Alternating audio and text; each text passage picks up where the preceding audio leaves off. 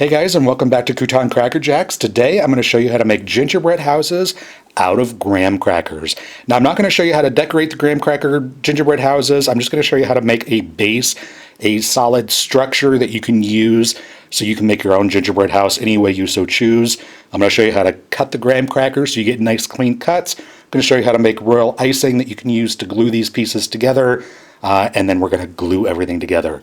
So without further ado, let's get started. All right, so to get started, I'm going to take 7 full-size graham cracker sheets. You're going to need 7 for this whole house. The first sheet, I'm simply going to break that in half, and these are going to be the 2 sides for our little house.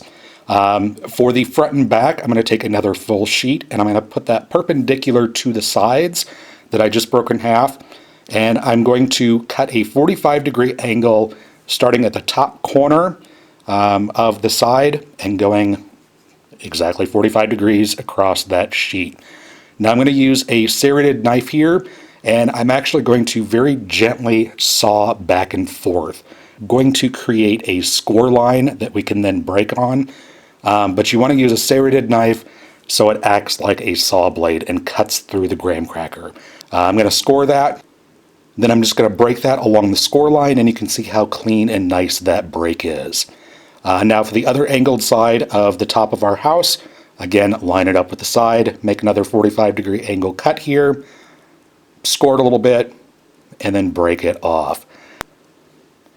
Those 2 pieces there that I just cut off, you want to go ahead and dispose of those.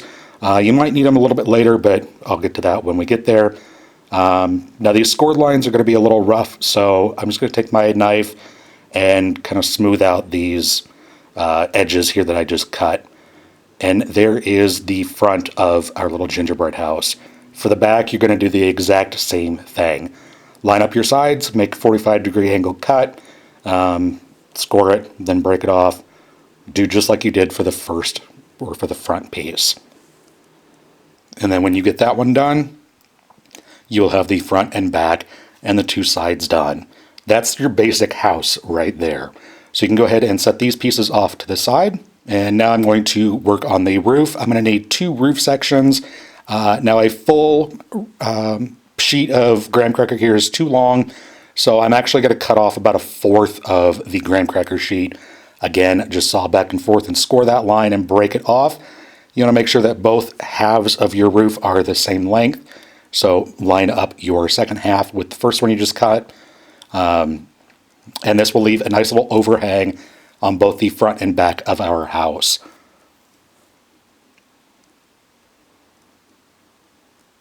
Again, you want to clean up those cuts a little bit, make them nice and square, and then you can go ahead and set these off to the side, and we are done with all the pieces, all the cutting of our graham crackers for the gingerbread house.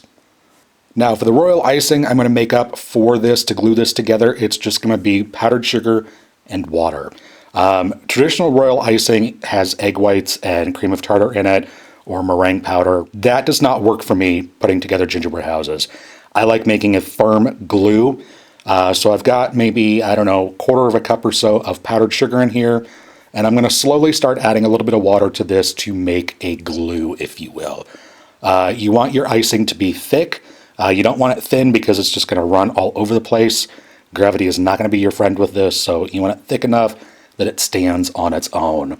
So just slowly start adding water to this in little increment amounts until you get a nice firm icing. And you can see here I've got a nice firm icing, but when I pull it up, it flows back into itself. That's not firm enough for me. So I'm going to add a little bit more powdered sugar to that, and I'm going to stir that in.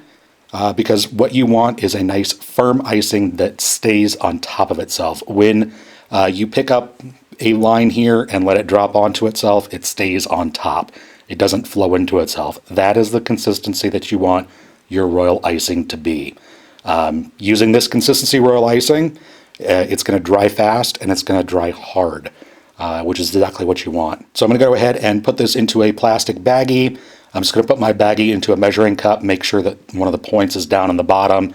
This is the easiest way to get icing into a plastic baggie or pastry bag. I'm just using a baggie because I'm cheaping out on this, but if you want to use a pastry bag, by all means, go for it. And then you want to go ahead and seal that up, get all the extra air out of there. And then using a pair of scissors, you want to snip off the very corner of your baggie. So you have maybe 1/8 of an inch so bead coming out of the tip of this. And now we can go ahead and start assembling our graham cracker houses. So the last 2 full sheets of graham crackers here, I'm going to use, these are going to be the base of our graham cracker house. All I'm going to do is glue these together using my royal icing here. I'm going to lay a bead of icing all the way down one long edge of that graham cracker, and I'm just going to push this together along the edge of the other graham cracker. And this is going to glue these 2 pieces together. This is going to be the foundation of our house. To make this a little bit stronger, I'm going to take the royal icing and make a zigzag line across that seam. And then I'm just going to use my finger and smooth that out. And this is going to make sure that our foundation is nice and strong. Now, to assemble our house, what you want to do is take one of your end pieces and you want to lay a line of frosting or icing here along the inside edge, and you want to place one of your edges or sides of your house right on that icing. Now you want to make sure that you use plenty of icing here, not so much that it runs out everywhere, but you want to use a hefty amount, and that will keep your house nice and secure. If you want to, you can go ahead and lay an extra bead of icing along the back edge, just to, make sure that this is nice and secure. It's not really necessary, but if you want to do that, you can go ahead and do that. Now you might have to let this sit here for about 30 seconds before you move on to the other side. Since I've got 2 hands, I can use, do both sides at one time. Again, lay down a bead of icing and hold your end on there. Now you want to press down a little bit. Be careful with this because this is kind of, it's not really strong right now. So be careful with this when you're building it. But holding it there for about 30 seconds or so is usually enough to let it firm up enough that these pieces will stay in place. Now you want to lay a bead of icing on the 2 ends. Again, making sure that you use plenty of icing here, not enough that it squeezes out, but you don't want a dry joint here because that's going to be really weak. And then lay another end piece right on top. Press it down securely so it, makes a nice firm bond, but not so much that you crush your little house.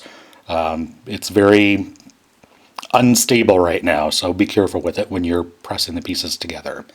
Now you want to let this sit here for a minute or 2 just to kind of firm up a little bit before you put it upright, and then you want to let this dry for about 10 minutes before you move on to the roof pieces. After about 10 minutes or so, you can go ahead and handle your house a little bit. Still be careful with it, but it's, the icing is firm enough that you can kind of handle the house now.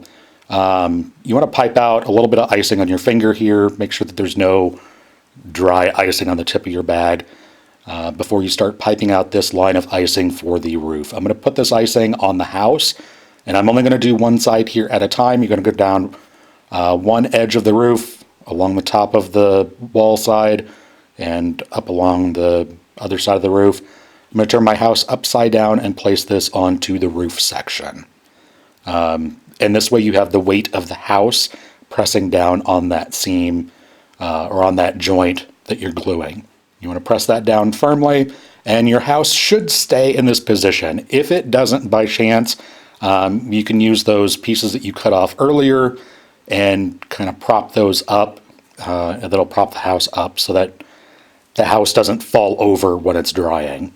But you want to set this off to the side for a couple minutes, let this dry up, and then you can move on to the other half of the roof. Again, just lay your line of icing down one roof part across the wall and up the other roof, and then go ahead and place your other roof section on there, making sure to line up the top edge, the hip of the roof, if you will. Press this down gently so it adheres nice and well. If you need to, go ahead and use those 2 triangle pieces again to prop this up to let it dry. But you want to go ahead and let this dry for a few minutes again before you turn the house upright again. Now, once that's dry, you can go ahead and remove your little braces here, and now you can seal up that hip roof. You can see how it's open right there. The reason I didn't put any icing in there before is because it has a tendency to run out and then it glues itself onto the surface that you're working on. So I like to tip it upright and then put the icing in there. Just run a zigzag line along here, make sure that there's plenty of icing in there, and then smooth that out with your finger, and that'll glue those two roof pieces together. And once that's dry, you can go ahead and glue your house onto its base, onto its foundation. Again, run a line all the way around the foundation of your house, or the bottom edges of your house. Make sure that you use enough icing here.